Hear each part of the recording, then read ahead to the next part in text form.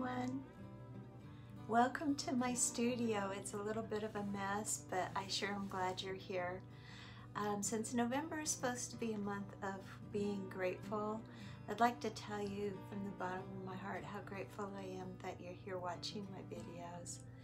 And let me show you what we're working on today.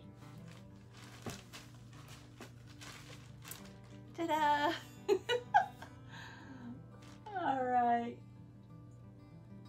If you're interested in seeing how I do that, stay tuned.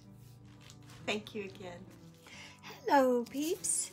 So I'm going back to Floetrol and water and paint, and I'm going to do an 18 by 18 inch canvas square straight pour with just a little bit of a twist and skewer work. Let's layer our cup.